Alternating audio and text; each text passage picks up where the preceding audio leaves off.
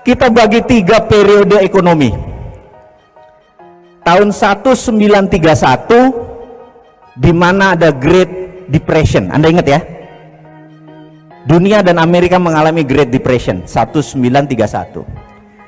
Sebelum 1931 teori ekonomi basicnya menggunakan Adam Smith, tidak ada bank sentral. Karena money, uang, hanya greasing the transaction.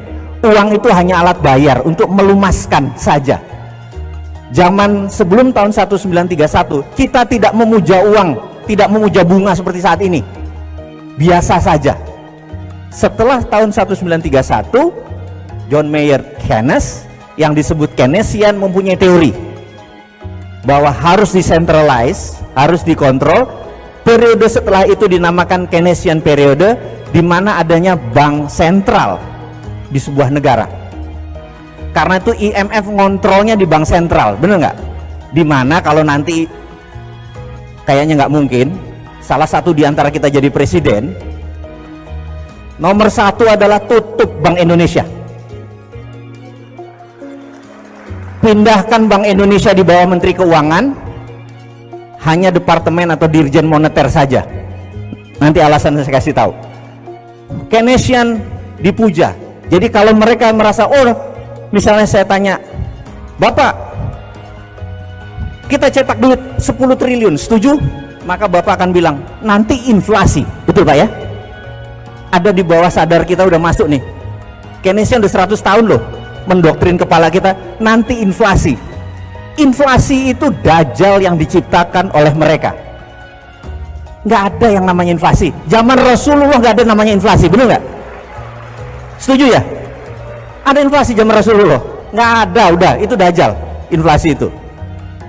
Bagi kita nanti kita bikin dia cuman anjing pudel aja, gitu ya. Nah, kemudian Keynesian berkuasa dengan bunga berbunga, uang, ngeprint uang. Nah, ini lagi kuncinya. Amerika, si ontohot borokokok ini,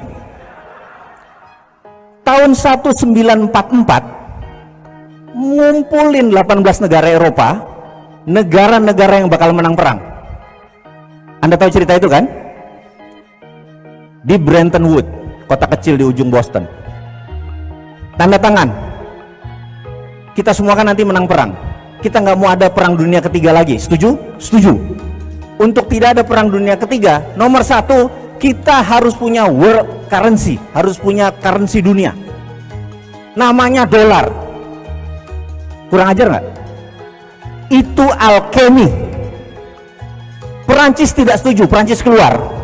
Sebulan kemudian diserang sama Jerman, balik lagi, I taken dah. Akhirnya semua taken. Yang kedua, mereka membuat IMF, International Monetary Fund, membuat World Bank, dan trading harus dikontrol dan semuanya berada di Washington. Itu menunjukkan bahwa semua di kakinya Amerika. Betul ya? Jadi IMF itu 26% sahamnya Amerika, sisanya the rest of the world, seluruh dunia. Indonesia cuma 1 poin sekian. Dan syarat untuk setujunya sebuah resolusi harus 75% suara. Ngerti nggak? Jadi kalau Amerika nggak taken, kan cuma 74, nggak bisa quorum. Itu namanya alkemi. Setuju nggak? Ya, Anda harus lihat bahwa kita harus bikin rupiah juga harus bikin begitu. Kalau nggak kita bahaya nih, kalau nggak ngerti alkeminya ini kita dimainin. Kemudian apa alkemi yang Amerika lagi bikin? Yang kita dengan sadar kita terima bahwa dolar sama dengan emas. Kurang ajar nggak? Jadi kalau sebuah negara mau mencetak uang, syaratnya harus punya emas atau dolar. Serem nggak? Betapa pintarnya negara tersebut mengendalikan alkemi dunia. Kita udah masanya nih berjuang bersama-sama, ya. Udah, pala kita udah mulai berat nih pelajarannya, setuju? Nah, lanjut.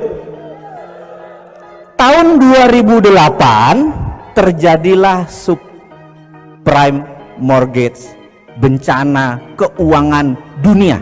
Hanya yang di dunia keuangan yang merasakan penderitaan tersebut, betul ya?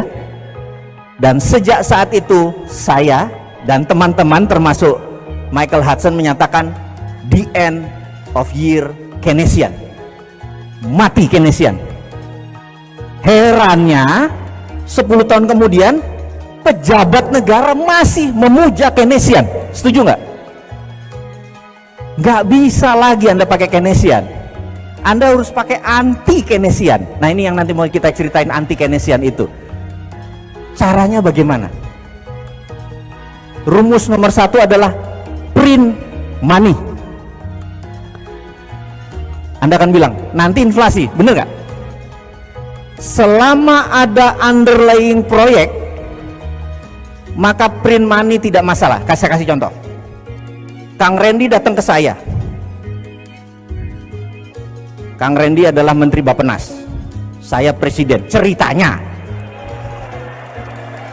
kalau ngayal boleh kan sampai top kan, bener nggak ada ongkosnya. Kang Randy bilang, Mas, kita mau bangun 100.000 rumah. Setiap tahun saya perlu 100 triliun. Bener nggak? Saya bilang oke. Setiap kota 100 rumah yang sehat, yang baik, yang islami semua, toilet tidak boleh ngarah Ka'bah dan lain sebagainya. Anda ngerti kan? Karena kita harus yang ngebangun. Sholat harus berjamaah dan lain sebagainya. Konsep-konsep kita. Saya print 100 triliun dari langit. Nah, nih Mas, betul nggak? Oke? Mas Randy bilang, Krakatau Steel nyala sekian ribu ton. Pabrik bata mulai dari ujung Jawa sampai Kalimantan nyala semua pabrik bata, bener nggak? Pabrik semen nyala, tidak boleh ada satupun unsur impor. Begitu semua jadi, berdiri, balikin ke saya 100 triliun tanpa bunga, bener nggak? Ke negara. Kang Randy bangun, dijual tanpa bunga kan jadi murah, bener nggak? Uang begitu masuk ke negara saya bakar. 5 tahun kemudian 100 triliunnya masuk jadi 10 juta rumah, bener nggak? Itulah underlayingnya. Inflasi nggak? Nggak ada, betul nggak? Anda mulai paham? Gampang ngelola negara kan? Itu teorinya Michael Hudson, di mana tahun 2005 beliau penasehat Xi Jinping untuk bilang ke Xi Jinping bagaimana melakukan. Dan apa yang dilakukan? Mereka punya dua, renminbi di dalam negeri cetak suka-sukanya, yuan di luar negeri. Mereka punya dua currency. Anda tahu kan? Enggak, baru tahu sekarang. Suka-suka mereka nyetak duit selama ada proyeknya, betul ya? Setuju? Jadi sekarang proyek itu ngapain ngutang, bener nggak? Kesel nggak gitu ya, bener nggak? Print aja, tolnya gratis. Kalau memang cinta rakyat, jangan tol yang dibangun, jalan umum, karena yang dilewati bisa dapat faedah.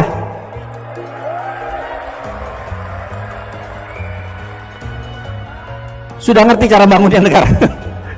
Oke, mau lanjut atau udah? Nah, apa yang dilakukan oleh negara satu lagi nih, karena kita tahu ada negara besar satu lagi yang punya nation interest, yang punya 1,3 miliar penduduk, yang pengen 1000 tahun masih negaranya ada, bener nggak? Nation interest mereka juga pengen negaranya survive, betul kan? Seperti kita pengen negaranya juga utuh sampai 1000 tahun lagi, gitu kan? Yang dilakukan mereka bisa printing money di lokal, tapi mereka mau tidak strong, tidak kuat. Yang dilakukan adalah, oke, ini sekali lagi saya sama Kang Randy lagi nih. Kang Randy bilang, Mas, gimana caranya kita punya banyak dolar sebagai cadangan kita untuk bisa punya apa? Deterrent faktor, faktor penggentar. Oke, Akang pergi ke Papua Nugini, cari orang yang dekat sama presiden atau perdana menterinya, paham ya? Kang Randy kirim intelijen, cari di sana presidensi. Anda ngerti presidensi? Presidensi orang yang dekat presiden, orang yang mempengaruhi perdana menterinya Papua Nugini. Terus intelijennya lapor ke Kang Randy.